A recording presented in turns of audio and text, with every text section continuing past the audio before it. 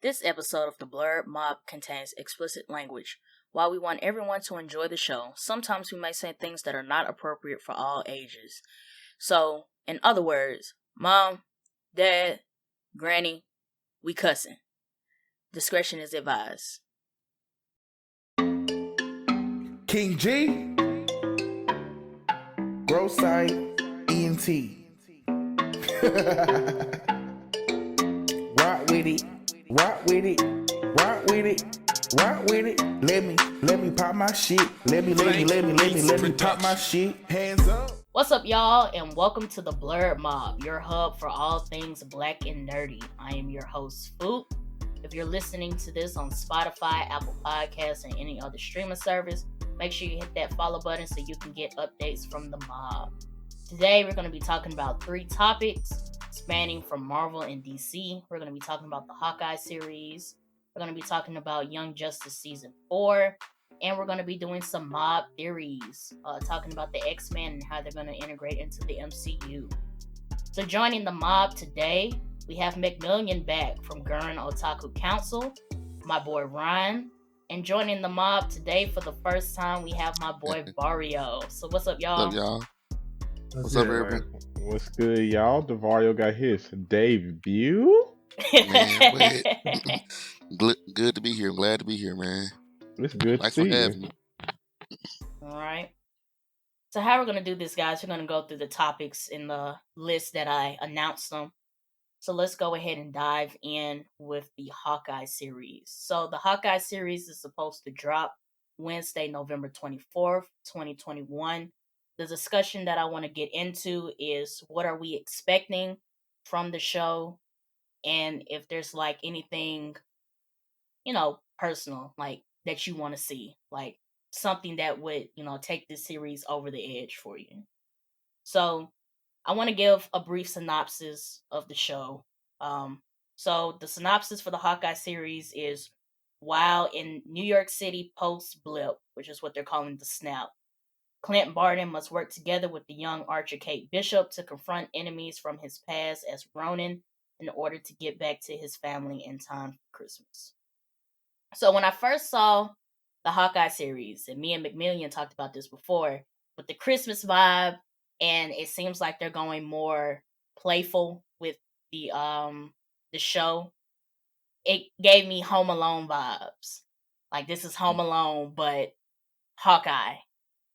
So, and then as I started to see more trailers, I feel like this is appropriate for it to be a series.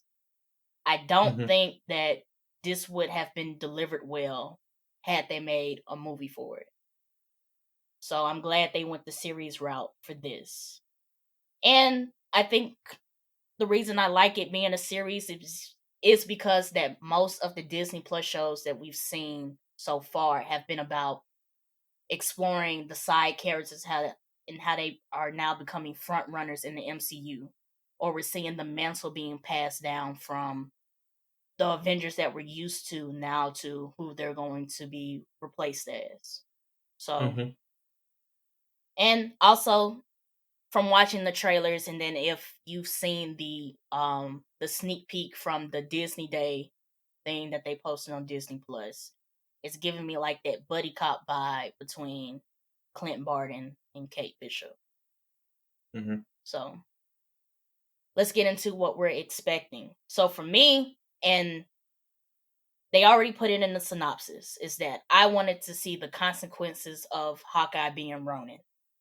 And they mentioned that in the synopsis. But my thing is that in Endgame, he was just slaughtering folks. And I was like, there has to be some consequence. Because when you see the first trailer, he's just back in New York, talking to his kids, chilling. And I was like, so we just forget that this man just went on a full murder spree at the beginning of Endgame? Like, he got really dark. Like, how we saw him in Endgame and how we saw him in this Hawkeye trailer was like 2 sides of the spectrum. So I was like, they're going to have to explore the consequences of him just out here slaughtering folks. They're going to have to.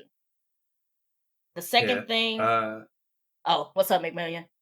Oh, no, I was just going to... I didn't mean to cut you off, but I was just going to say, yeah, it would be interesting to see, I guess, how the enemies he made from those events come after him in this series if that does transpire.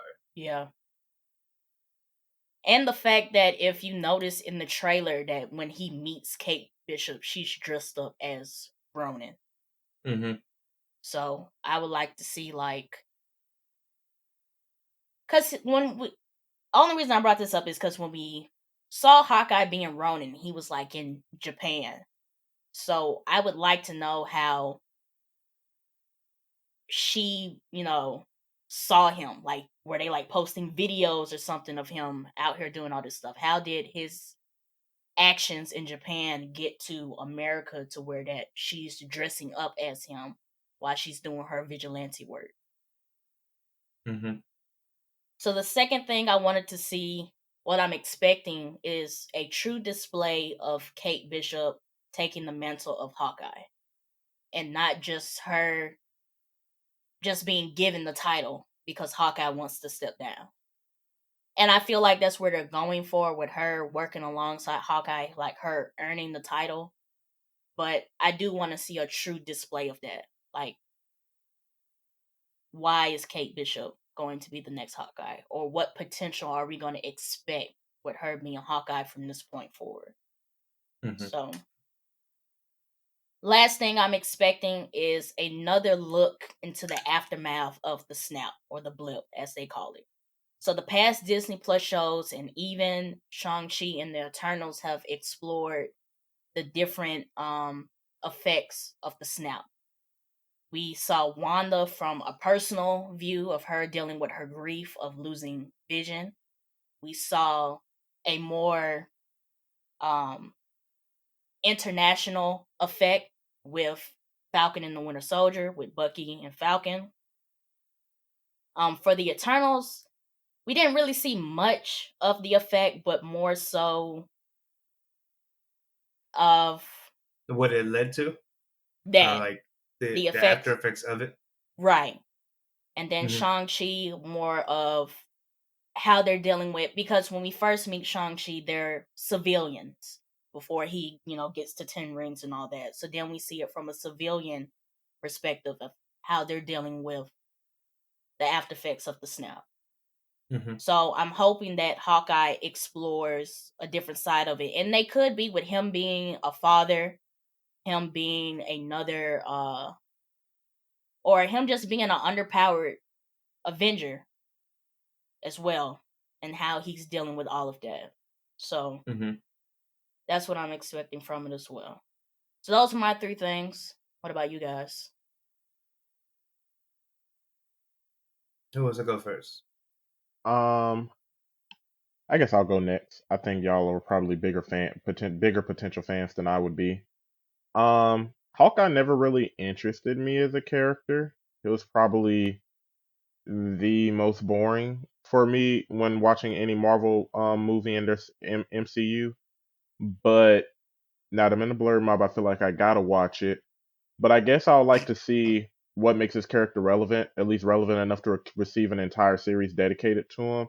And yeah, more so the after effects of the snap. Like I would love to see how psychologically that affected a lot of people.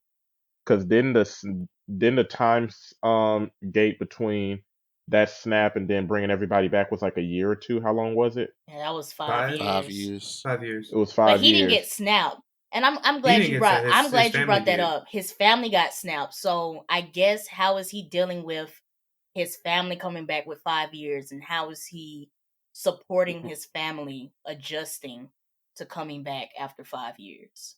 And he's just 5 years older as a freaking father. Like, I would love to Yeah. see not only him, like how he deals with that, and I feel like that'll be a big part of the story. Like, hey, I went 5 years without seeing you guys, and for me, it's like y'all were raised from the dead. I'll love to see how everybody else in the world, because he got to talk to somebody about that. He got to share his experiences with somebody for character growth.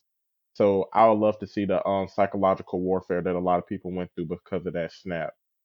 Other than that, I hope that they make Hawkeye an interesting character for me and I become interested. I don't think I will be.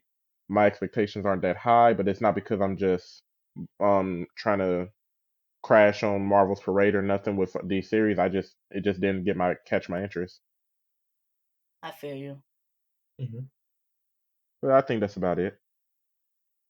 Yeah, I agree. I think for me, Hawkeye was like at the bottom of my list as far as like interesting Avengers. So I'm hoping that this series gives us more insight into Hawkeye as a character than what they've been doing in the movies. Who wants to go next? I can go next. I'm actually excited about this character. Hawkeye's been one of those. He wasn't a main character, but he's like kind of like a sidekick. But like just like how Black Widow got her own movie, it's gonna explore Hawkeye more in this series. I think he kind of deserve it. So in a sense, so I'm excited see what he's gonna show. I don't know. I'm still on the fence of Black Widow being a movie, but I mean, I guess. But yeah, I guess I'm excited. There's one reason why I am fully excited for this. We're going to get to it, but there is one reason why I'm fully excited for this series.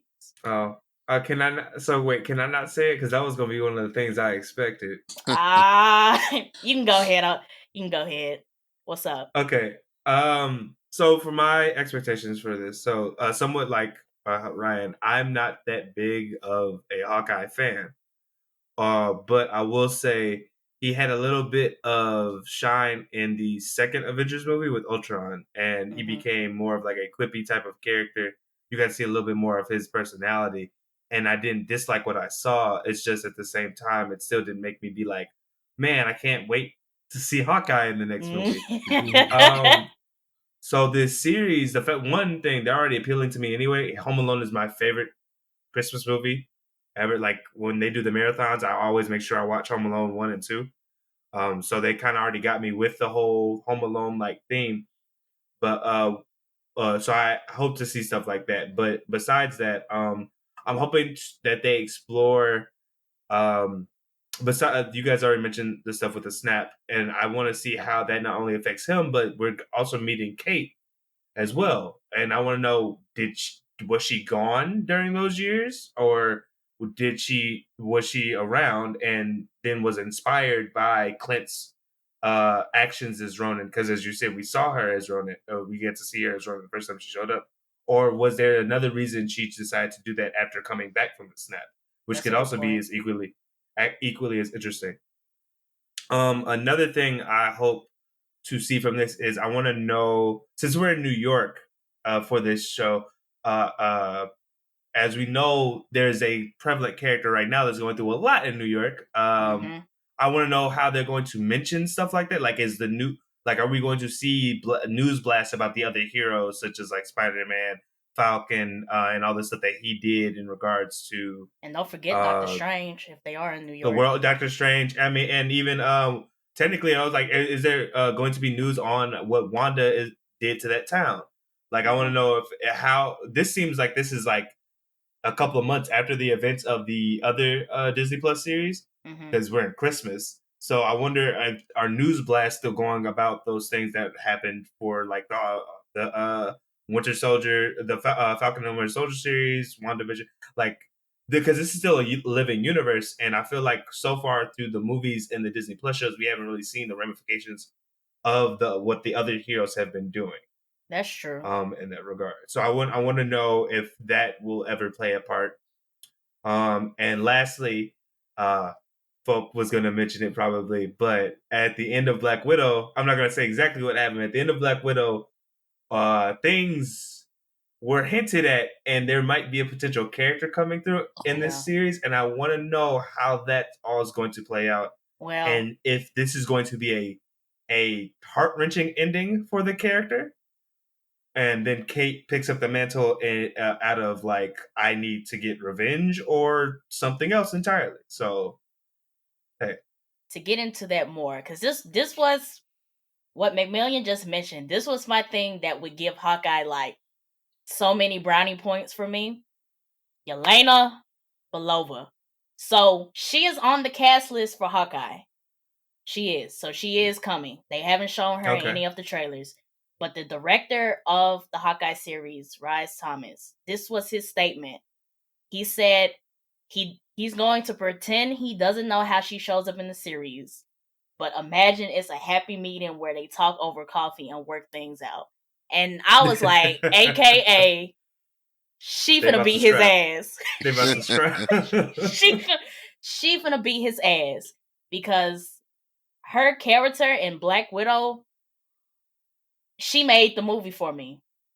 Like being a new, Right. I guess one being a new age widow, and then just seeing her like her fighting style and how she interacts with everything, and then them twisting it to make her come after Hawkeye. She finna beat his ass. They gonna scrap. And that would, and if we get that scrap in the series, that would take it over the top for me. And I like what McMillian brought up. If this is her showing up and just ending Hawkeye, and that's when Kate takes up the mantle because of that. I didn't even think about that. I just thought they was gonna show up. She was gonna beat his ass, and then they find out the truth or whatever. I mean, it has the. I just think if we're going to introduce this character and they're an assassin, and they believe that this person killed their sister, there's a very dark route this could take. Yes, and that would mean the whole transferring of the mantle thing would be even more. Not saying that if Hawkeye survived, it wouldn't be as significant, but this has now an extra amount of weight on top of it, even more so. Yeah, it's even possible that with her being an assassin, she has to do her research. So this could tie into his consequences as Ronin. Mm-hmm. She may show up and he might think this is just another one of his consequences, and then she shows up like, yo, you killed my sister, and he was like, whoa, this is definitely not what I was expecting. What the fuck are you talking about? Yeah. So that would give major brownie points for me for when she shows up, how she shows up, and how long she shows up in the series. Yeah, because it's a good question if the fact that, because as we know, Black Widow didn't really talk about her past that much. So it's like, because even though Clint was her best friend, does he even know that she had a sister? Because it's very possible that she could show up, be like, you killed one of my family members, and he'd be like, I killed a lot of people when I was Ronin. You're gonna have to be a bit more specific. Yeah. That's going to make it worse. Yeah. Yeah. So the trailer showing this fun light Christmas story. It's gonna get real dark real fast. My thing was, Black Widow is a very secretive person, but because Clint was her best friend, and the fact that he made her the godmother of his children, I would somewhat think they had maybe sort of a relation where maybe she would have mentioned she had a sister, or the whole mission that she had as a child, or maybe she just, because when we watch Black Widow, is that she was very closed off from all of it until everything started coming to the surface. Maybe that was just a part of her life that she wanted to keep in the past. So it'll be interesting if he even knows who she is, or even knew that Black Widow had a sister. Yeah, because I feel like even if she told him, it's probably been so far from like that point where she might have mentioned the mission she had as a child, right? That he still probably wouldn't even remember this person, remember who Yelena could be until like the final hour. Yeah. She rough him up so fast he can't think. He just knows this person has the same fighting style as the Widows. Yeah, as Natasha. So okay. So who's next? I think that was it, right? Yep. Yeah. Because Vario went, I went, and Ryun went. Yeah. Okay. Well, like I said, Hawkeye drops November 24th, 2021. We may do like a mid-season review. This is one of the 6 episode series that they're doing. So this won't be like WandaVision where they did 13 30-minute episodes. What series comes after this? I have no idea, honestly. Is it I think Miss Marvel might be next. I thought Miss Marvel was coming in the summertime. Was it Moon Knight? I know If Miss it's Moon Marvel Knight, this will is be interesting. Miss Marvel is slated for the summer, so I feel like they have something that's supposed to be in the place before we get there. Because they did do WandaVision and Falcon Winter Soldier before July. And July is when Loki showed up. But I don't know dates. Okay. Ryan said he finna borrow somebody Disney Plus account. I sure did lose it after that 1 year free that Verizon gave me. Hey, that's clutch though, that they did give y'all 1 year free. Mm-hmm. Oh yeah, Miss Marvel's next.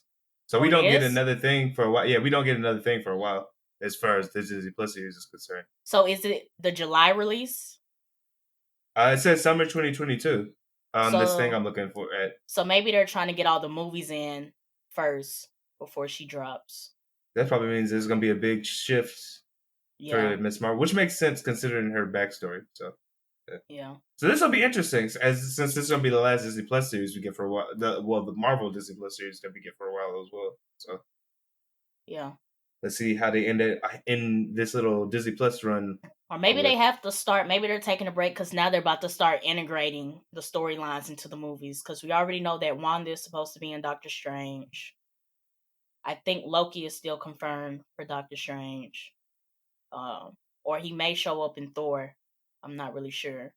So maybe they're Okay. taking the time to integrate everybody into the movies, and then Miss Marvel will start that second half of it. Mm-hmm. Okay. So let's move on to Young Justice Season 4. So Young Justice Season 4 premiered October 16th, 2021, the same day as DC Fandom. And Episode 7 just dropped November 18th, Thursday, November 18th, 2021.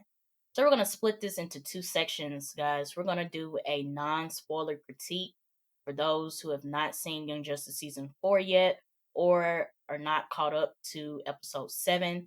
And then we're going to do a spoiler side where we're going to talk about highlights in the theories for the upcoming episode. So for those listening who don't want to listen to the spoiler part, I'll do like a countdown. So be prepared to hit pause before we get into it. So first thing I want to know is, how are we feeling about Young Justice Season 4 so far? And for me, I'm enjoying it. It feels very Young Justice to me. Like Young Justice Season 1, Season 2. Seeing the sidekicks become mentors, I think that's the big thing I like about it. The sidekicks that we saw in Season 1, them growing up and now are becoming mentors for another age of younger heroes. So we see Nightwing, Robin becoming Nightwing, Artemis becoming Tigress, Aqualad becoming Aquaman and taking up those mantles. I don't know, it puts me in the feels because watching I would say that this is a show that I grew up with. My dad got me into Young Justice, but Young Justice Season 1, Season 2 came out when I was like in high school. So Wow. we were I grew up with these characters. So watching them grow up to be the ages that we are now and becoming mentors for the younger generation, it puts me in the feels. So yeah, no, I totally agree. And the other thing that I'm feeling about it right now, so right now they're exploring two different stories, and we can get into that when we get into the spoiler section. And the two stories that they are exploring haven't gelled together. I know they're about to gel together, but I would say that the two stories that they've been exploring, I have enjoyed. Like, I'm not upset that this doesn't match what's going on with this, or we've completely stepped away from this side of the story. I think they've been doing the storytelling pretty well, except for this one little bit. They're trying to pull that slideshow shit again, but we'll get into that. But that's how I've been feeling about it so far. I think they might have a good run because season 3,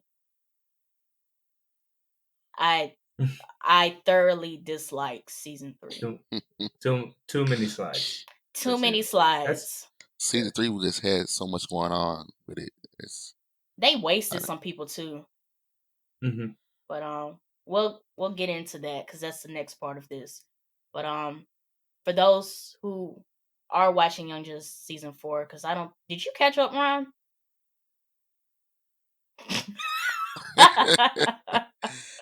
Shame. I was fully intended. Shame. I intended to Shame. watch. I intended to watch Young Justice from beginning to end, catch up and everything, and it just did not work out. It Shame. just did not work out. It's so much television out right now. I It feel just you. did not work out. But But I don't you mind should talking about definitely catch spoilers. up. You know, Yeah, you should I definitely catch up. I like Young Justice because it gives me that, like, I was watching seasons 1 and 2 back in high school as well, and I like it Hmm. because it gives me that old school Justice League back in the day when you was watching it on Direct TV. And I am Boy, excited to put see the out series Direct grow. TV. Man, you just took me back. You remember when it started storming and you Yeah, had to we used to adjust the put the dish? bro. We used to Yeah. put that junk on DVR and every man. And like hearing you talk about season 4, I'm not gonna lie, that does excite me because one of my favorite things of watching a series like that is seeing the characters grow into their own. So I would love to see that. Hmm. So I guess it's either Vario or McMillian. Who wants to go first? Well, You want to Vario or I'm gonna go. Well, actually, I started watching them when I was in college because y'all make me feel old. I was in college when it came out. Season 4, I actually binge watched it last night, all 7 episodes last night. It was wonderful. I loved it, man. The stories between it just awesome. You know, I think it's one of the best seasons. I actually enjoyed it. Yeah, we'll see. They only gave us 7 episodes. I think it do has you the know how? potential to be really good, but Right, I think it's gonna be another 26 episode run. Okay, all right, cool. 26. Um, So all Man, right. He Was said that it, that's Vario? yeah, that amazing. was it Or for me. okay, I just didn't want to cut you up. So talking about Young Justice, I also started in high school. Um, I'm a huge DC fan, specifically. Hold on, wait, my kid can't see it, but specifically the that the man right OG, there. Batman. the OG. So I remember when Young Justice first came out, and I was like, "Oh, cool! They did another sidekick series. I wonder if this is gonna be as good as Teen Titans."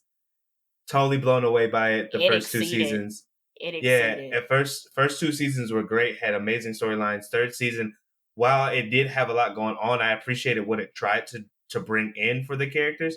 And season 4 is a little bit more grounded, and I think it's really working for them. Yeah. And I've been loving it so far.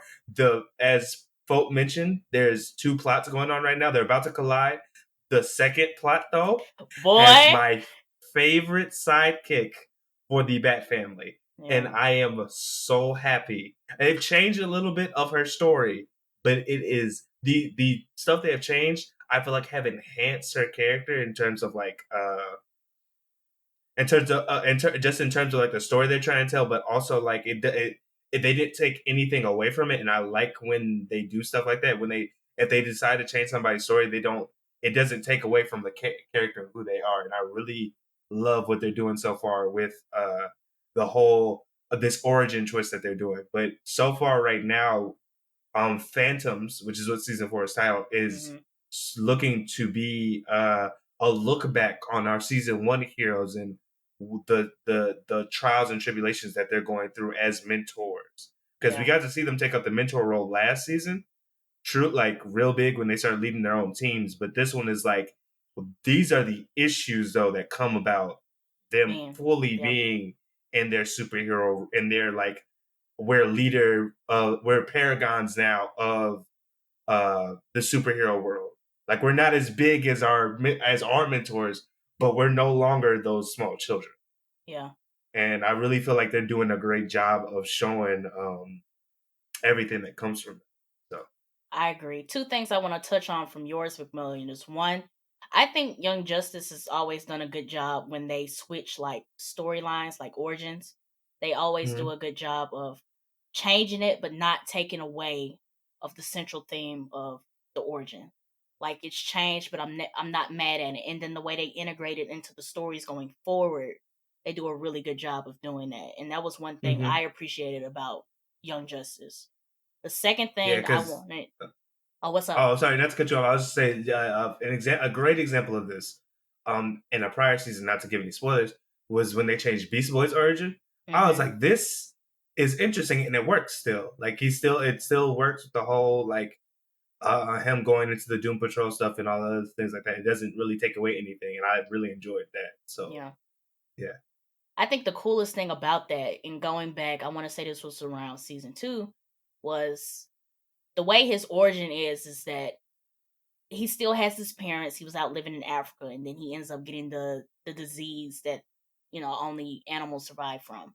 And then the experiments from his parents is what gave him the green skin and the ability to change into animals. But I thought it was really cool that they switched it to being Miss Martian, giving him the blood transfusion was the reason that he turned green.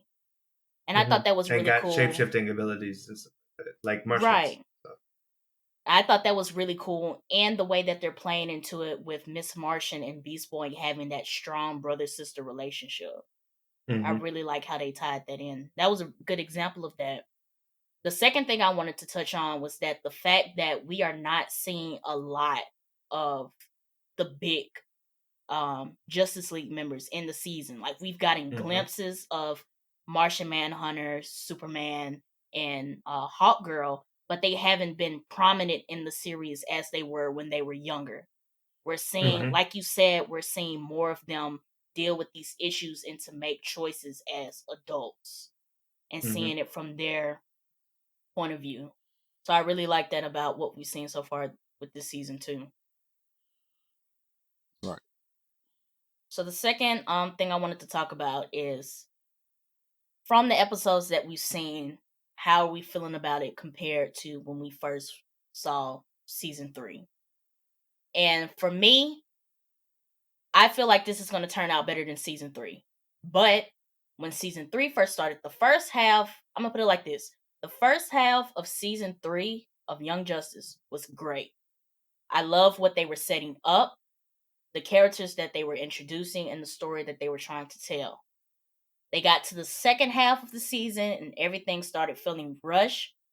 Half of the episodes started turning into Microsoft PowerPoint. And I was just like, what are we doing? And the way that it ended, it had the potential to be really good. And for me, I feel like they wasted a lot of people. I feel like they wasted Darkseid. I feel like they wasted the anti-life equation. I feel like they wasted introducing Cyborg as a character. I feel like they wasted what was the third thing? And Terra and Deathstroke. They had the chance. They were trying to introduce the Terra and Deathstroke connection with everything that was going on, but I feel like they were trying to do too much and rush too much into the second half of the season that it just did not stick the Even way though that they it changed should it a have. bit, yeah.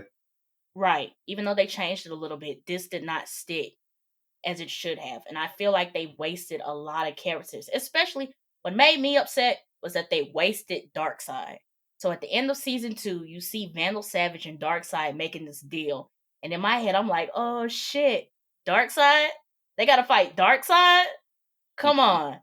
And then we get to season 3, and 1, you barely see Darkseid. He's doing everything through Granny Goodness. And then we get to the end of the season and they still don't bring up anything about Darkseid. So I feel like they wasted him. And the way that season 4 is going, I'm not sure when they're going to tie everything from season 3 back into season 4, if they're even planning to do it at all. Because the only thing that they've done to integrate season 3, and we'll get to this when we get to like the spoilers, is the thing that's going on with Beast Boy. It's the only like aftermath of season 3 that they're dealing with. So yeah, so far. Well, him and a little bit of what is her name? Halo. A little bit. A little bit, because they did that like in an end credit scene. Right. So I don't know. I don't know how they're going to tie in season 3, or if they're even planning on putting season 3 into this. So we'll see. So season 4 is really going to have to prove the second half. from this point to the end of the season is what's gonna make or break season 4 for me. So, what about you guys?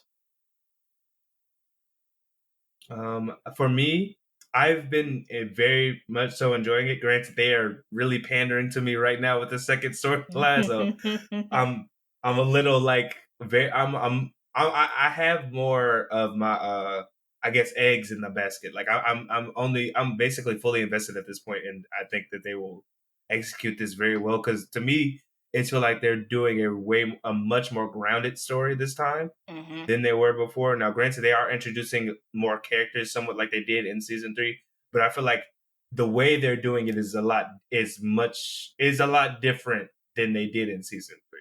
It doesn't feel because we're not seeing like I said, with the small clips we're seeing of like the big heroes, the Justice League members, is very minute. It's like very small, so Yep. there's very little. So it seems like they're not as involved, or they're involved only almost in name and likeness. It seems like not as in like full character, somewhat like how they were in 3.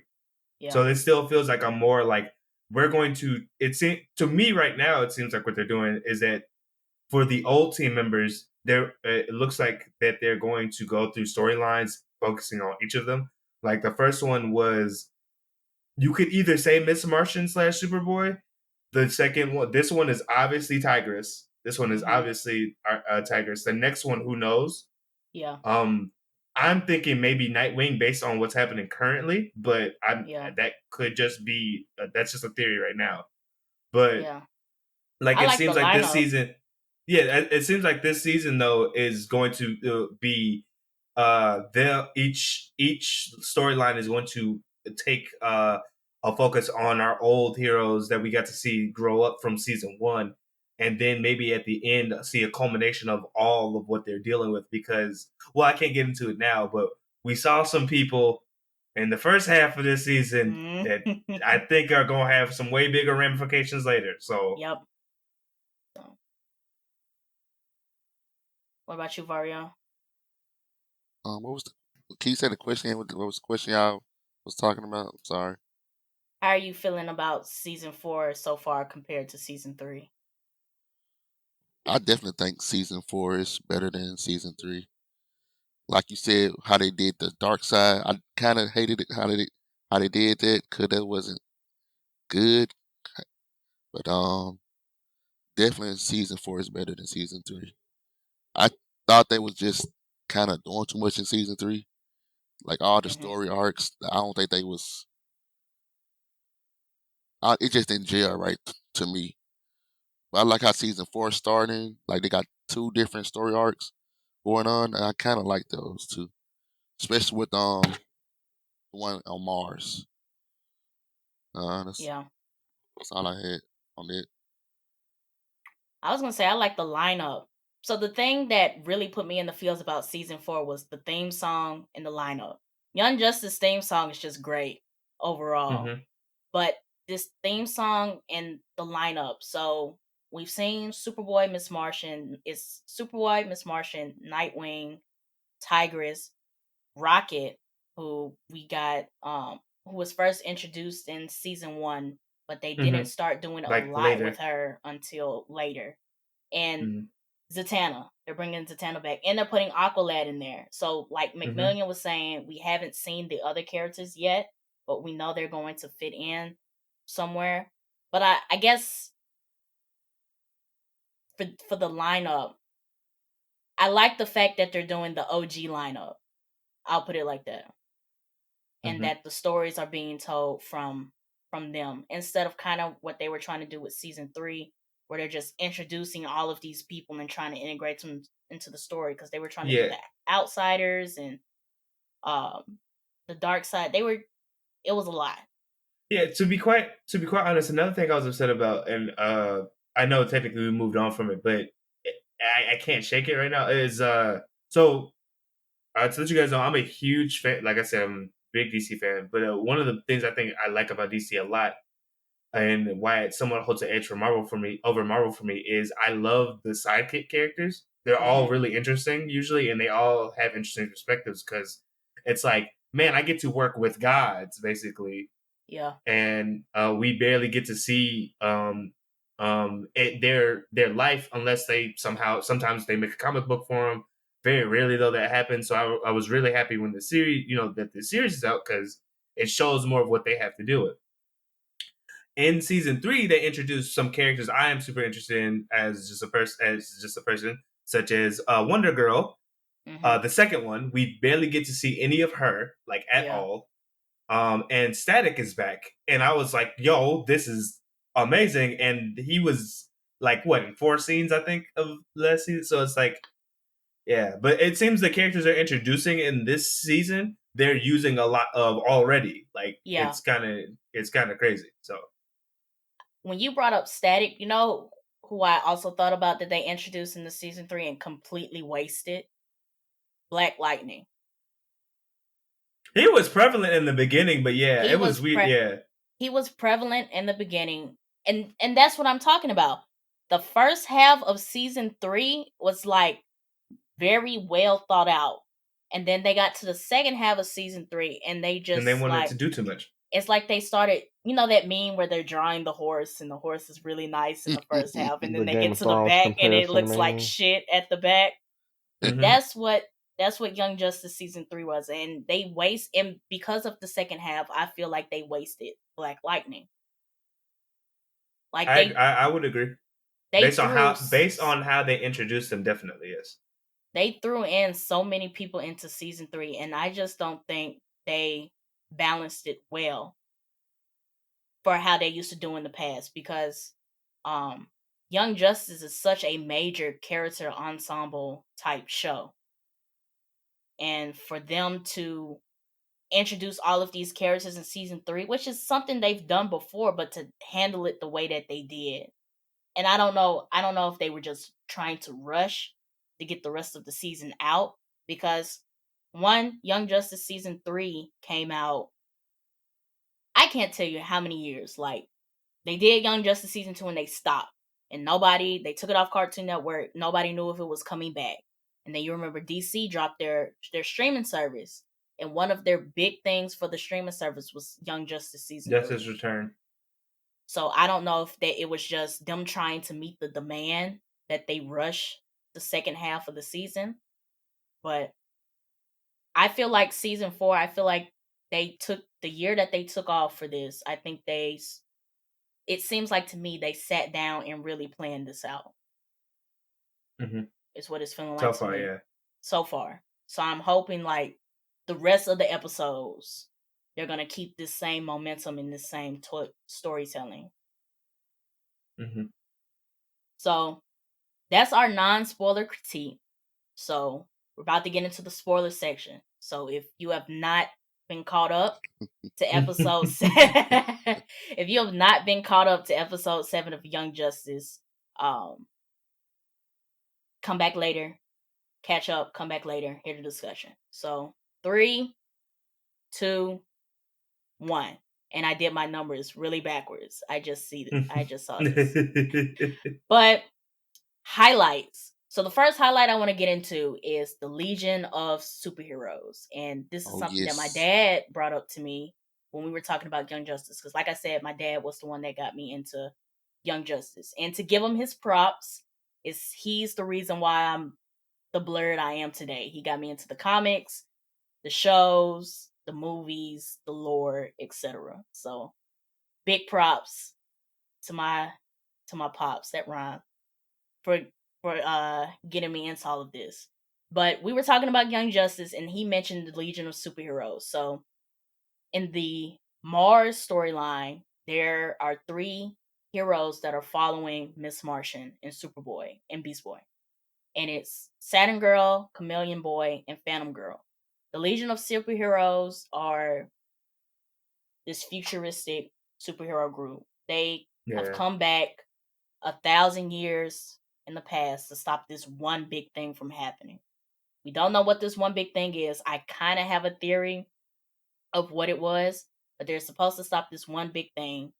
But them showing up and following Miss Martian and Beast Boy around, because I didn't know who they were. And then my dad, we're on the phone, and he's casually like, yeah, the Legion of Superheroes showed up because, Saturn Girl and Chameleon Boy. And I was like, Yeah, I know them. I know exactly. I know Especially when it's exactly the who you're. iconic flight ring. Their iconic flight ring. I said, Uh-huh. ooh, that's okay. Yeah. So that was one of the highlights I wanted to bring up. So now we're getting I guess I wanted to bring it up because now we're getting another futuristic hero thing. Because if you guys remember in season 2, we got Impulse came back from the future for the whole Blue Beetle storyline. So Yeah, now but we're he getting didn't come his future isn't as far ahead as Legion's, if I'm not mistaken, yeah. because he's just Right. he's They just were like Barry's 40. grandson, I think, right? Weren't they like He's Barry's. Grandson. 40 or 50 something years in the future? Mm-hmm. So, well, it wasn't that far, but I'm just bringing up that we're getting some more futuristic It's like characters being integrated into the storyline. No, it's just when you mentioned it, it made me think. I'm like, huh, would Impulse know them? But he's not that far ahead. Yeah, so He's not that far ahead. But other highlight that the next highlight I wanted to bring up. Superboy's death. For me, I'm still in denial. My boy not dead. He is not dead. it wasn't on screen. That's what I said. If it's rules not on are- screen, if I didn't see it. So this is the thing. So let's start with that philosophy. But let's talk about Artemis's death. We definitely saw that on screen, and it turned out that she was not dead. So you could, if you want to stay in denial like me and be like, I didn't see it on screen, so it didn't happen. Just forget that they did show Artemis dying in season 2, screen. But she wasn't on screen and everything. And then she came back. I don't know. I feel like the way they did Wally's death, they were very still in denial. He might come. I mean, that was a Speed Force type thing that happened, so it's very possible that he's still alive. But the way they did it, at least the way they did him, they were not shy about showing it, and I feel like for Superboy they wouldn't be either. And also, the Legion were there to stop something. Right. Exactly. So that was one of my theories. Like if that was the one big thing that they had to come back to stop, because we don't see him, they just see like the charred body print. But they really in some. I was about to say also another thing in some storylines of the Legion, either Supergirl or Superman or one of their descendants is always is like very high up in the Legion. Mm-hmm. So it could be possible that guy, that one of their descendants sent, or future Superman, Supergirl, one of them sent them back to be like, hey, save so and so, save Connor. Superboy. Yeah. So when I saw it at the end, I was like, he's not dead. He's just, he's somewhere, and we're gonna get him back later. But then you go to the end credit scene, and the whole end credit scene is Miss Martian crying, and I'm like, okay. That hurt. It hurt. That was hard to watch. I'm talking about 30 seconds. The end credits for Young Justice are a good 30 seconds, and the whole 30 seconds is dedicated at the altar where they were supposed to get married, crying. And I was like, oh my God. And it solidified it. So I'm still in denial, but they solidify it when they go into Artemis' story. The first thing that happens in Artemis' story is Nightwing. Was it Aqualad with them? Yeah, Nightwing. Nightwing called her, showing up and breaking the news to her, and her and them going to the memorial, the memorial on the moon. Yeah. So I was like, they really killed this man off. I don't think he's dead. I got a theory for this. I don't think he's dead, but they're playing it. And when I say they're playing it really good, is this is my next highlight. Episode 7. Miss Martian showing up looking like the Antichrist. Thought that she was finna go back to the angry, destructive Miss Martian that she was in season 2. Because I thought she was about to kill her brother. I really thought she was not about to ask questions. For me, Miss Martian earned her flowers in season 2 for me. Because the way she went down, And when she showed up, like her hair all in the air, her eyes green, I was like, this finna get real ugly real fast because I know what you can do. I know what you can do. And I was just like, I had to rewind it. I had to rewind it. Because I was like, ooh, she finna tear some shit up. But, but it seems like when she found out that her brother didn't know anything about the kryptonite being in the bomb, she kind of backed down. So now she's sad, but she's on her way back to Earth. So that's where I was saying we're about to see the two storylines gel together. Because now Miss Marsh, Beast Boy's already been back on Earth. And that was the other thing that I was talking about with them kind of pairing, kind of seeping season 3 into season 4, because basically Beast Boy has PTSD from what went down at the end of season 3. So, but that was another highlight I had. The last highlight, and this is what McMillian was waiting for, the changed origins of Orphan and Oracle. That whole sequence, cold. Injected into my veins. I was so scared. I was so scared that they were going to move, because when they started like doing the flashes, so it goes black and then it comes back, and then I was scared that they were going to turn this into like the slideshow thing that they were doing. If they had done that, that was going to piss me off. You have no idea how fast I would have turned off by the. That was going to piss me off. They did the slideshow thing, but they milked fully that animated. Hoe. They milked that hoe. Fully animated. They dragged out the emotions. And God. When she slashed Barbara, I was like, "Oh my God!" Can we do a deep dive into that real quick? Just for me. Just for me. Let's go. Okay. When Oracle is in the middle of this episode explaining to Tiger, she was like, ever since we lost Jason, the Bat family has been on high edge. So if you need us to come, we will. And I'm in my head, I'm like, okay, Orphan. While I understand that, I was like, in the comics, Oracle and them don't really have that tight of a connection, at least from what I saw. So I was like, why is Barbara so concerned with Cassandra? And then we get to the backstory. And Orphan, and we see that Cassandra was sent on a mission by her mother to kill Joker after the Joker was trying to get some revenge on Vandal Savage. And she almost killed, and instead of Barbara letting the Joker be killed by Cassandra, she jumps in the way of the blade, and it's like, I'm not trying to save Joker. I'm trying to save you. I was like, wow, this is perfect. And I like the way they switched the connection, because in the comics, Orphan is more closer to Batman. Mm-hmm.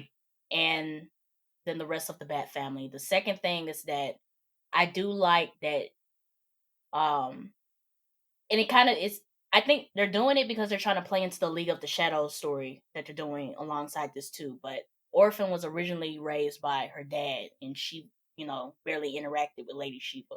But it seemed like in this storyline, Lady Shiva fully raised her up to be the assassin. Yeah, it's very evident by that too, because her name in the show is her mother's last name, and while in the comics it's her father's. Yep. Cassandra Cain, and they changed it in this to Cassandra Rusan, Lady Shiva's last name. Right. And as a Batman fan, Bat family fan, this is golden to me. Not only because of just this instance, because she's my favorite sidekick that Bruce has had. One, because she is just so drastically different from all the other ones, and two, she does not play when it comes to her fighting skills.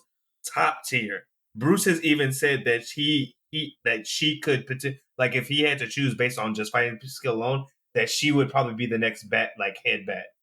But besides that, the fact that they're milking Damian and Jason in such an interesting way is really good. The fact that Jason is back and he is a bodyguard to Talia and Damian is crazy to me, and the fact that they're now back on the island is so the things that this could lead to. Because like I said, I have a theory that Nightwing is the next person, specifically because I think he's going to be dealing with trying to get Jason back, because I feel like Oracle's going to, because of this little thing that's happening right now, I feel like Oracle's going to be doing some stuff, and then she's going to see Jason and she's gonna be like, Your boy. We got it. Boy. We got to Ladies and gentlemen, we got him. Exactly. But so this storyline right now, cool, perfect. it's real. I love it. It's giving me that darker, because Young Justice, though lighthearted in some areas, when they made the jump to season 2, that's when the story really got dark. Like, they touched on some dark themes in season 1, but season 2, that whole storyline that they were exploring got really serious. And this is giving me season 2 vibes. And the other thing that I wanted to touch on with them milking Damian and Jason, can we talk about how Talia is just dragging Damian around for everything? Like, that whole conversation she had with Jade, and Jade is like, "You brought your baby here?" Damian's good. Damian sees everything. Wherever I go, Damian goes. And I was like, this is why this is the way he is. This is why he is what he is. It's so funny to me because I feel like while I feel like it's also it's like a thing for the fans to be like, look who it is, but it also like makes sense from a story standpoint, because Damian is supposed to be after he was born, he's basically designated he's going to be the next head of the League of Shadows. So the fact that she is bringing him everywhere with her makes sense, because they can't take their eyes off him, because if somebody kills him, that's it. So I wonder if they'll, because we've talked about this before, how Young Justice does change storylines. I wonder what is the future for Damian. Like, I mean, it's interesting that you put it, because in the second episode of of Phantoms, we found out that Jonathan is on the way as well. We found out that Lois Lane is pregnant, and if you don't know, Jonathan and Damian are best friends. So season 5 of Young Justice might really have me tuned in, because I love the dynamic between them. They are so fun together, because Damian's this like kooky yet somewhat serious Bruce's child, and then Jonathan is like this fun loving, like I can't wait to be Superman kid.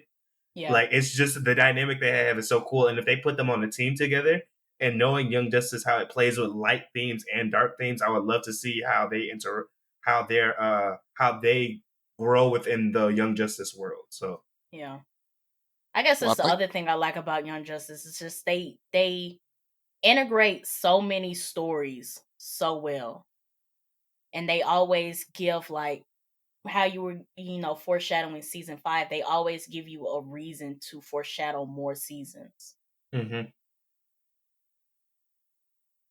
You were about to say something, Vario? I was just let Jay know the Lewis actually did had Jonathan already. Okay, in one of the post-credit scenes to me. Was she giving birth? I thought they were playing with that idea. No, when he was on the moon. I thought he was already I know born. what Vario's talking about. That's right, because he flew away, because he was like, "Are you going into labor, Lois? Lois, no, play with me." And he was about to shoot them lasers out. He actually was born. You remember he was like, "Is his eyes turning red?" He was like, "Wait, hold on." That's right. So Jonathan is here, and that's still, regardless, they exist, and to me, that already means that they have characters that they're preparing for later. Yeah. So, like, this could go on forever. Honestly, I wouldn't be upset at all. I would not be upset if they keep writing. If the way they write, if season 4 stays the course, I would not be upset if we get 10 seasons of Young Justice. I would not. And it would be interesting to see how many storylines they're gonna play into. If they, say they do 10 seasons, how many storylines can they keep integrating into this? How many Easter eggs can they keep hiding in all of these? They got the whole DC universe. They got a lot they could pull from. So it's interesting. But season 4 so far, I mean, we already touched on it, but if it keeps going the way it has been going, this could probably potentially be like the best one so far, in my opinion. Right. Like, there's so much invested in it already, based on like how it began with Superboy being gone, and then now we have this Bat Family fiasco that's happening with the League of Shadows. Like, there's so much happening right now. I'm very excited to see what all turns up by the end of this, especially since it seems like we're going to be moving through the original team Yeah. and seeing what they're all what all they're dealing with as far as like being big names now. Mm-hmm. Going to Especially with HBO Max Aqualad being next week. Aquaman now. That's going to be a big thing too, because everybody, I'll put it like this, all of the heroes as mentors now, like, they don't have, like, Nightwing's not Batman, Artemis is not taking up the Green Arrow mantle, but Aqualad is the only one that's have adopted one of those heavy titles, because he's Aquaman now. So yeah, because Arthur is fully the king of Atlantis now. He's no longer a hero. Yeah. So when they get to him, it would be interesting to see how he's dealing with that. I'm wondering something. So, if for those that don't know, Aquaman, I don't know if they mentioned it in the Injustice show, but in the comics he has a daughter, and Calder is the mentor to her.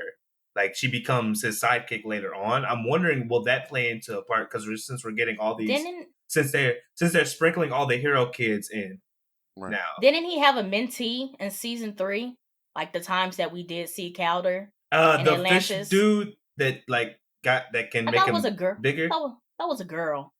Was a girl. I don't remember the beginning of season 3 too much, so I might have to go back and look at that. But if that is the case, that could be the Princess of Atlantis. I forget her full name. Yeah, but that could be her. I thought he was mentoring somebody, because I remember, because it was Garth, and then they did a little touch of Lagoon Boy in it, but I want to say it was a girl that he was mentoring as well. But well, there was his girl. Well, not his girlfriend, but there was Aqua Lass, the previous one. I know that. I remember that being a storyline. Or maybe it was her. But there is a Arthur. The Princess of Atlantis. It does later on become his sidekick, Calder's sidekick, as his Aquaman title. So it'll be very interesting, since we're already getting Jonathan and Damien, if we get to see her as well, and see how he's dealing with that upon losing a friend and stuff. So, okay, when we get to Calder's section of this season, if that's the route they're going, because I think so far that seems to be what they're doing. Yeah. So we kind of already talked like theories, but if we were to list one major theory that you have for coming up for season 4, I already said it. My theory is, I don't think Superboy is dead. We didn't see it. I have 2 theories. One, I feel like maybe the Legion of Superheroes snatched him up real quick, like when the bomb was going off. My second thing is that the guy in the little yellow bubble, whoever he's supposed to be, probably snatched him up too. Either. Yeah, right, he put that little bomb on top of he put that little thing on top of it. I don't know which I think is what had the kryptonite in it. Yep. Oh, the kryptonite, yeah. So either one of the two, either of those, I definitely think. I think I'm more on leaning on the side that the Legion grabbed him. Mm-hmm. But besides that, I'm theory wise, we're not deep enough to stick. I don't know who the big bad still is. Vandal Savage still seems to be playing a huge part in everything, and I don't think that'll change anytime soon. But I'm interested to see who. I'm interested to see who this villain of the future is, because I know we haven't been. I know sometimes Brainiac plays a role in being a villain for the Legion, so I'm wondering if that could possibly be tied into all of this. But as far like theory wise, I don't know. It's tough. Other than the Legion thing, I haven't really thought ahead of for the season yet, because right now they're doing very interpersonal stories. Yep. And I'm trying to wait and see how this all connects. So I haven't really thought much about the theories wise yet. Yeah, I haven't thought about who the big bad is either. I'm thinking more so along the sides, once everybody's stories start interconnecting, then, because you remember how season 1 was, where they were fighting like these individual villains, but then it turned out that each one of them were integrated with the light. Mm-hmm. But they were all separate interactions. So I kind of feel like that may be the route that they're going, that they are dealing with different villains, but all of these villains are interconnected to this one big thing. Yeah, definitely. So what about you, Vario? You got a theory? Don't really have theories right now. I was trying to look up like all the villains that I was trying to see who could that guy be. I was trying looking up all the Legion superhero villains. I don't know who he could be. He's probably someone, not sure, but well, I don't got no theories right now. But I'm sure I probably have some later on, probably next episode. Yeah, Just gotta get see how some it more plays out. episodes in. Cause I only have one, that my boy's not dead. Like, to me, Superboy is too much of a major character for them to just kill off, not even show his death, not even make it a tad bit emotional or drawn out. They didn't even do the anime trope where he talks about his hopes and dreams and stuff and kill His them whole life flashes all. before his eyes. They didn't even do that. And so I just don't think my boy is dead. But so moving away from Young Justice, we're gonna hit Marvel back up, and we're gonna talk about the X-Men and how we're gonna integrate them into the MCU. And before we get into the theories, this is the Blerd mob, so I feel like it's only right that we discuss, for those who don't know, the influence, how the X-Men got started. Where was it influenced from? So for those that don't know, the X-Men were influenced, their creation was influenced by the Civil Rights Movement. X-Men debuted in 1963, and as we know, the Civil Rights Movement was from 1954 to 1968. Stan Lee felt like the X-Men was a good metaphor for what was going on at the time when he created it. And to get deeper into the characters, Professor X his morals are reflective of MLK, Martin Luther King Jr. His whole vision of humans and mutants coexisting together is where he got that from. Magneto and his vision of protecting mutant kind, even to the point of violence, is reflective. Is reflected from Malcolm X. And I found that really interesting because the X-Men is not black and white for them. It's not good versus evil, because as we've seen in the X-Men comics, you have people who were on the side with Professor X who end up teaming up with Magneto based on like the beliefs, or you have people who were once on the side with Magneto teaming up with Professor X. And you even see times where Professor X and Magneto work together. And that was the thing that I appreciated about X-Men. It wasn't this group versus this group. It was way more complicated. And it's than still that. just, and even today, it's still just as like complicated in like how it's storyline and stuff like that. Like neither Exactly. group is seen. I mean, X Men is technically the definitive good guy group because they're not like they're not out here trying to murder humans. But the Brotherhood of Mutants also, you could never 100% say they were bad or good, because the stuff they were doing could be seen as justified by the way humans were actively seeking to destroy mutants. So Exactly. I never knew that the X-Men was influenced by the Civil Rights Movement. I never knew that. Yep. So That's there's a reason interesting. why I brought this up, and I'm going to get to it in a minute. But something new that I learned, because I knew about the X-Men Civil Rights Movement connection. The Sentinels, the creation of the Sentinels came from white police officers beating black people on TV. So the Sentinels are the mutant hunters, and that's what they were created from. When Stan Lee saw that, where it was coming from the readers seeing that on TV, and they created the Sentinels to embody that. And when I read it, it was like, oh my god, like I just thought they made up a villain, to hunt down the mutants, because why not? But the fact that this actually has ties into the whole civil rights movement thing, and it made it to where that X-Men was a very highly political comic in the 1960s because of that. Mm-hmm. And even on top of that, the X-Men weren't the only Marvel characters to be made during the Civil Rights Movement. Black Panther also debuted during the Civil Rights Movement in 1966. And that basically pissed everybody off because you have this black king from Africa, this fictional country of Wakanda.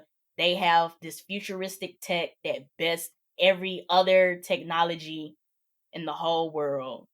So I just wanted to bring that up for those that didn't know. And there was two reasons for it. One, well, my one big reason that I want to bring up is that this is one of the things that I really love about Marvel.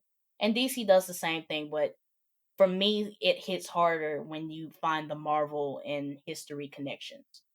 That Marvel tends to create characters during the time period of the reality that they live in.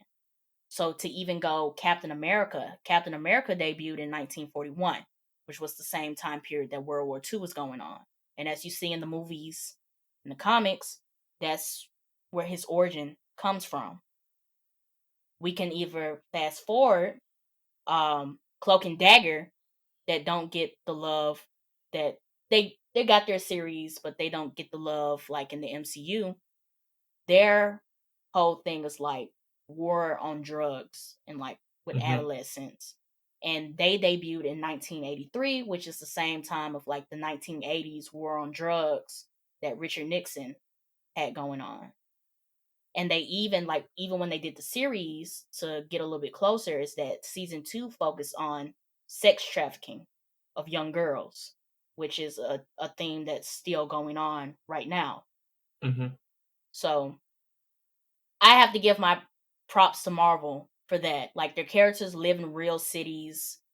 They deal with issues that we go through. Not saying that DC doesn't do the same, but sometimes you have to, I don't know, sometimes I feel like I can't generally relate to DC because it's like, we live in Gotham City. Where the fuck is Gotham City? Or we live in Central City, or we live in Star City. You know what I'm saying? They did, one thing I will give DC is when they did the Teen Titans, is they lived in San Francisco. San Francisco, and I think there was a time that they lived in New York. So you Mhm. did have that going on for them. But then but most of the times they live in these made up cities like Bloodhaven and stuff like that. Or they're on this big watchtower in the sky, or they're on Krypton or something like that. So that's the main reason I wanted to bring this up, because I love how Marvel does that. Mm-hmm. So You educated stepping me away on from so much being just now. but Like, not even lying. I was like, what? I remember the X-Men it makes ties. sense. Yeah, it Like, does. Like, it does. but stepping away from the history lesson, let's talk about theories. So Disney acquired Fox in March 2019, and we know that since like the 1990s, Fox has owned the X-Men. So with buying Fox, they got X-Men. Till this day, and McMillian offline brought up a good point that this plan may get pushed back because of the pandemic, probably even more now that they've pushed back some of the Phase 4 movies, that the plan for the X-Men may not come for like several years. But even now, we've heard that they plan to integrate the X-Men into the MCU. We just don't know when, and we don't know how. So I wanted to take this opportunity, from what we've seen, because we've talked about like X-Men integration in a couple previous episodes that I want to bring up too. Just talk about, based on what we know, how we think the X-Men are going to show up. So to talk about the times that we have brought up like our X-Men theories, we had episode 2, and Ace isn't here, but Ace was talking about when we were talking about Venom, how he thought they were going to introduce like mutants because they had Screech or Shriek in the movie. And then the fact that Venom is now being tied into Tom Holland's Spider-Man, that could be like an X-Men crossover. And then if you listen to episode 6, McMillian also mentioned with the Black Knight and his ancestors. And you said it was King Arthur who's a mutant? Yeah, so not King Arthur, but so in the comics, the Black Knight is related to a descendant of the Knights of the Round. I believe Sir Percival is the character. Captain Britain That's who you is the said. brother of Psylocke, and Captain Britain is a descendant of King Arthur, and they are technically the rightful owner of Excalibur. I'm saying like that character could potentially tie into the X-Men related stuff because Yeah. they have interactions with Captain Britain and stuff like that. Because Captain Britain's a mutant, Yeah. obviously. Did you hear that Henry Cavill show interest into playing Captain Britain? Captain Britain, if they yes, ever I put heard. him in the MCU? I saw that. Yeah, I heard. I think I'd be down for that. Yeah, I think he's a good actor. It'd be interesting to see Superman because I know a lot of times DC actors and Marvel actors do cross over, but it'd be interesting seeing one holding two prevalent roles in both universes. Well, from what I heard, Henry Cavill's not in the DC universe anymore. It's not confirmed. I hope. There are rumors. I heard it wasn't. I think he did a good job of Superman. I just don't think people like that movie. Yeah, I don't think he is because he was talking about. I think they're moving towards, and not to touch away too far, but apparently, along with the Black Superman show, they're also making a Black Superman movie. I heard about that, which worries me. But back to the X-Men. Yeah, there's a lot of So should I get into my theory or? Yeah. Okay. So my theory, I think the way Marvel is currently introducing characters, I think they're going to keep it the same. Now, I don't know what's going to how the mutant gene is going to start, but I think the way they're going to do it, and I think it's going to start with Wakanda Forever, is that I think they're going to slowly start introducing characters that are mutants, like name drop them, or be like, this is such and such from such and such. And you can be like, I know that name. I know that I know who you are. Yeah, but the thing, because that's how they've always like introduced their characters slightly, like little by little. Here's a nudge there, here's a nudge here. The only thing I'm not too sure is on how the mutant gene might come into play. But I think Wakanda Forever, I think we're going to get introduced to Storm. It's just that she's not going to be Storm yet. I don't know how they're going to do the mutant gene because the thing is technically they're supposed to be mutants from birth, but obviously Marvel just got the rights to use mutants. They couldn't even say the word before, which is crazy when you think about it. But I think Storm is going to make her first debut in Wakanda Forever. Because there's rumors that this actress, I can't remember her name, but she starred in an HBO series, all her own, called I Will Destroy You or something like that. And there are theories around that she's going to be playing Storm moving forward. I've heard that too. Now, I'm not sure if the mutant gene is going to come from the fact that the snap, such and stuff like that, because they've already made it prevalent in the Eternals that the snap has changed things as far as Earth is concerned. Mm-hmm. That's what I was thinking. So I don't know if there are mutants there could be people walking around right now that don't know that they have the mutant gene in them, and then eventually their powers awaken. But I think two things. I think Marvel's going to stay the course of how they introduce their characters by slightly teasing them in some way, and then later on there's going to be a big thing. But I think in my opinion, whatever happens, I feel like the mutants need to probably be introduced around the same time Miss Marvel series come out, because for those of you that might not know, Miss Marvel, while not being a mutant, she is a what is that called? An Inhuman. And Inhumans, later on, when they got introduced, they were almost the polar opposite of mutants, because the way Inhumans are made kills people with mutant genes. And that caused a huge divide in human and mutant like relations. And it's interesting because a lot of people are like, man, you guys are so similar. You all shouldn't y'all be on the same side? But it's like, there's a divide because the way they make more Inhumans directly kills people with mutant genomes. So it's like, polar opposites. So I feel like they have a huge chance to probably create an interesting storyline within the cinematic universe if they go that route, especially if they keep Miss Marvel's origins the same. So that's something in my case. But I think we're going to see our first mutant, or I don't know if they're going to mention it, but I think we're going to see our first mention of it in Wakanda Forever with of the fact that Storm grew up right in a country, in a small African country right outside of Wakanda in the first place. So it kind of just makes sense to me that if they were going to introduce a mutant anywhere, especially one of the leaders of the X-Men, like I don't think they pass up the potential to do that in this movie. So that's like my big theory. Yeah, that was one of my. Regards. That's not my big theory, but that was one of my theories. I So I imagine if going the route where they actually got to explain the mutant gene, because y'all know more of the comic book lore. Like there was already mutants in the Avengers, right? Like wasn't Wolverine an Avenger and some other They stuff? later on, they the Avengers pulled in people from different teams. So the And X-Men, and some what X-Men are part of the Avengers and what and generation of stuff the like that. Avengers was it? Like the OGs, like with Captain America? Not OG. OG was not mutants. I want to. was it like New Avengers? Like when they started doing the New Avenger comics, that's when they. I want to started say doing that's it more probably with like the around then. X-Men. But they also did missions with the X-Men sometimes and stuff like that, because people love crossovers. Yeah. But So, yeah. So I imagine it being more subtle. Like similar to the, oh, here's a character and all of us are like, wait, they just called this little blue looking person Kurt or Nightcrawler. This guy is called Cyclops, and I slick don't even want them to do the more popular mutants. I slick want them to kind of explore, since Marvel is good at making unknown characters big and popular.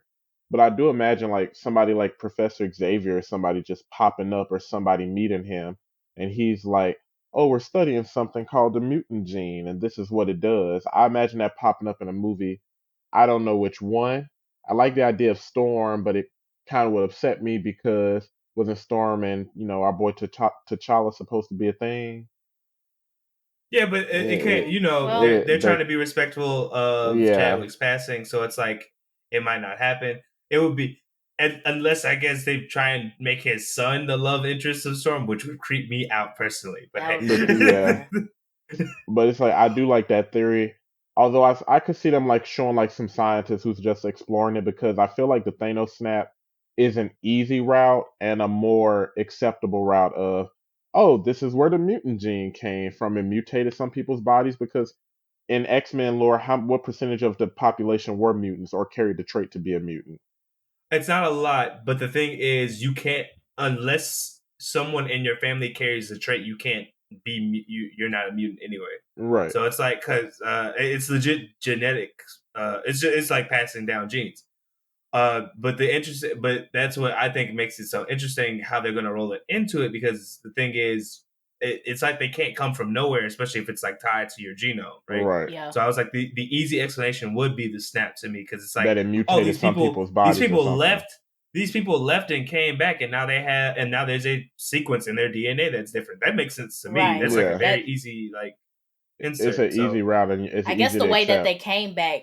I guess the way that they came back to, like what we saw in WandaVision, how we saw Monica's like body being reformed in the way it did, like maybe it, because of the way the snap happened and how they undid the snap and the way that everybody was coming back into fruition, is that something got screwed with their DNA. Mm-hmm.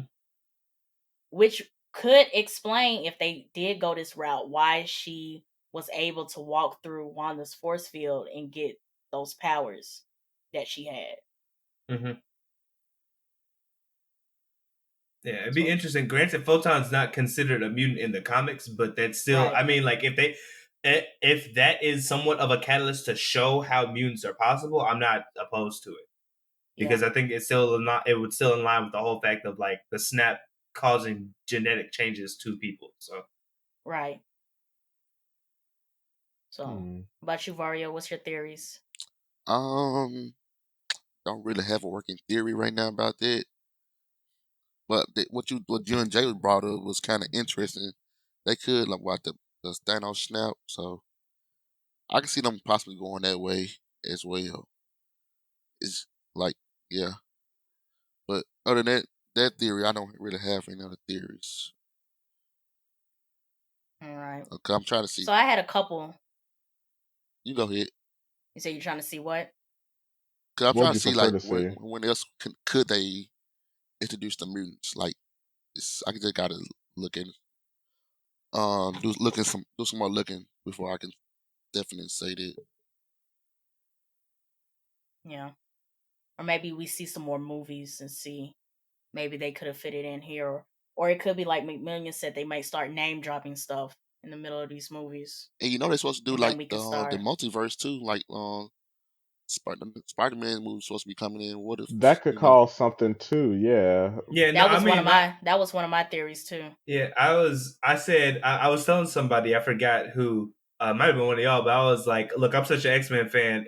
If they were like, oh, when Doctor Strange did the spell, it pulled people in from different universes, and now we got X-Men, I'd be like, look, it's lazy. I'm here for it though. I would love to see it, bro. I got so many Yeah. favorite X-Men. I would love to see it. But I feel like that would be a good reason too, because he did this whole spell where people are coming in from other universes, and I think it would be unrealistic to say that it's just limited to Spider-Man villains, because we've seen like big Well, like Spider-Man universe and Spider-Man villains in general. Mm-hmm. right, But that's interesting in its not to cut you off, but I just want to say real quick, that's interesting in itself, because at one point in time they were considering Peter a mutant in certain comic runs. Like, he did a lot of stuff with the X-Men, and I think at one point in the comics they were like, technically you're even though you weren't born with the gene, this is going to pass on to your kids if you have kids, and that would technically mean you are somewhat like a mutant. And that was a thing in the comic for a little bit, and and so that would be interesting in itself anyway. So that's just all I wanted to say. I was just gonna say that we've seen where like big universal things happen, and it's this one guy that sneaks in. Like, we're worried about the big problem at hand, but what about all these other people that was like, yeah, I'm finna dip. I mean, technically, what's funny, we technically saw that in Eternals, like at the post credit scene of it. Well, hold on, you've seen it, right? Yeah, I've seen it.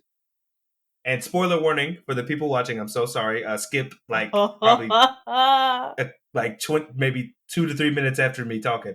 But at the post credit scene, we see Star Fox come in, and we don't know where he came from. He just like blips in. We assume it's from our universe, but we don't know.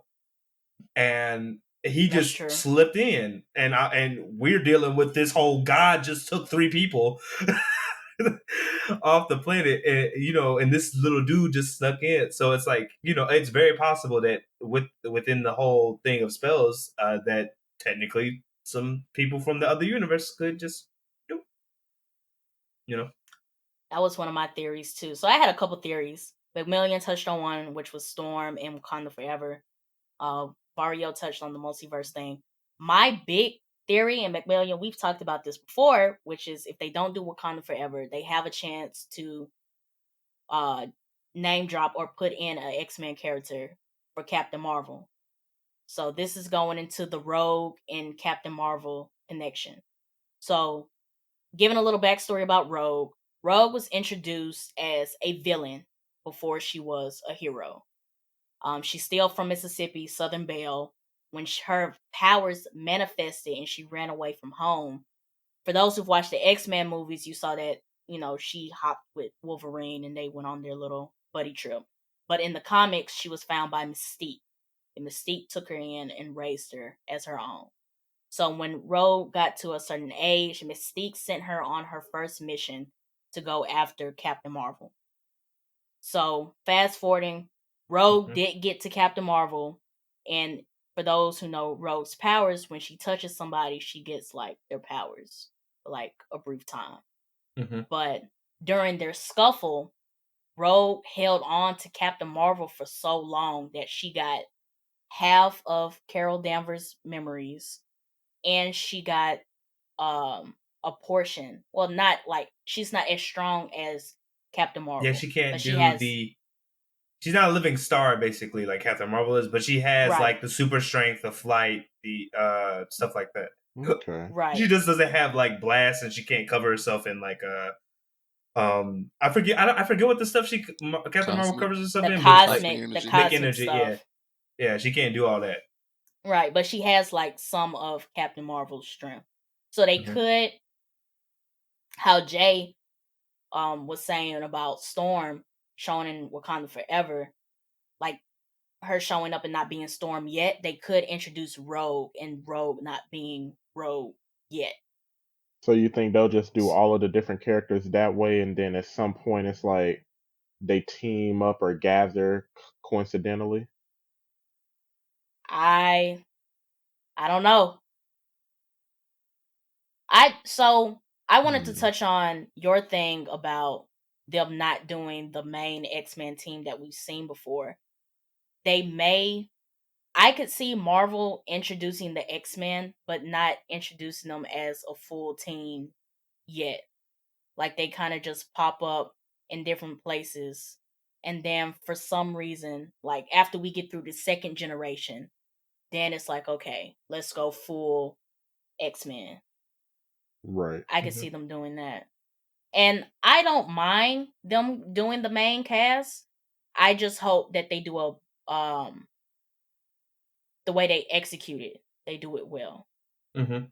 Especially if they're gonna bring in Storm and Rogue, I'm not mad at. What I'm going to be upset is if they bring in Jean Grey and they drop the ball on it. Ooh. Honestly, that would be one of the main characters that I would rather not see in the MCU. Right. Honestly. Like we've seen them. Do you feel like just to touch on it a little bit, do you feel like you feel that way because all the attempts at Jean Grey have been bad?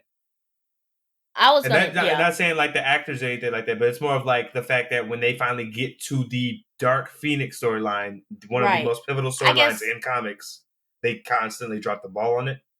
that's me. And if the MCU did do it, I think they would do a better job. But at the same time, do I really want to see Dark Phoenix again?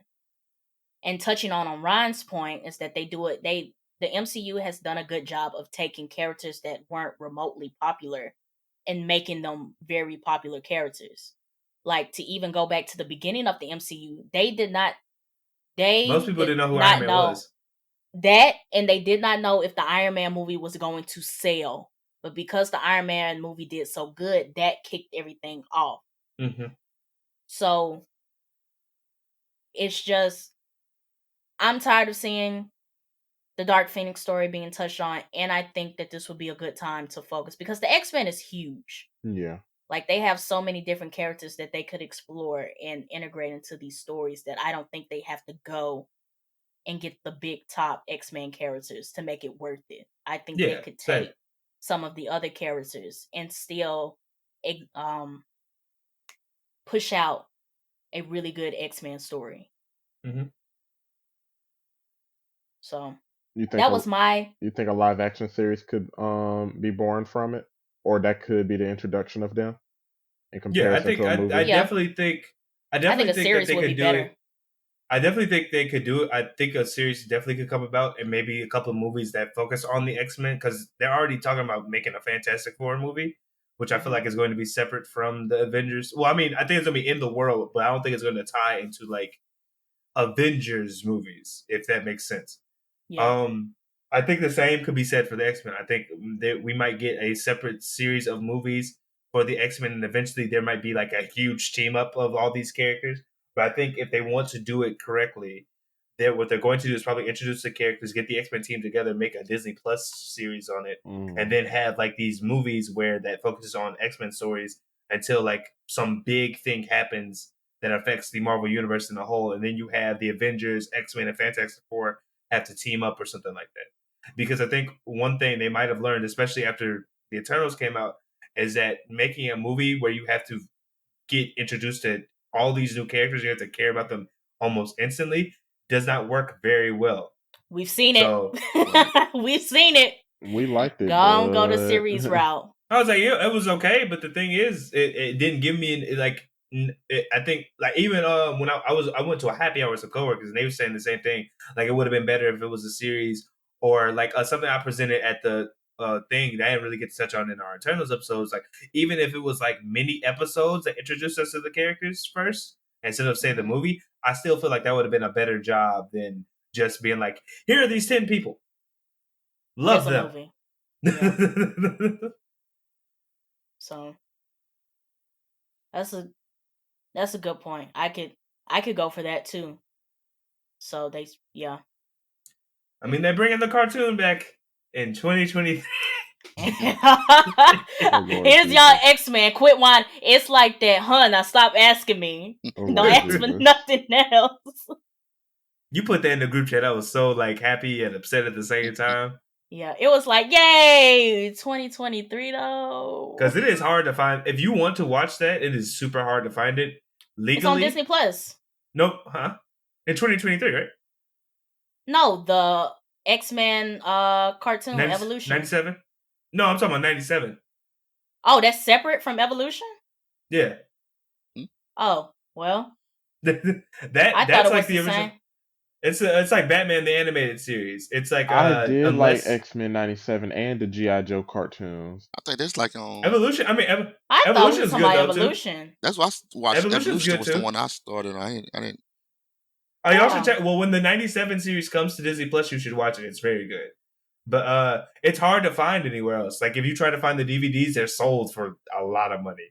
It's I like didn't ridiculous. even know. I thought it was the same. I didn't know this was two separate shit. I remember watching that, but I don't remember them.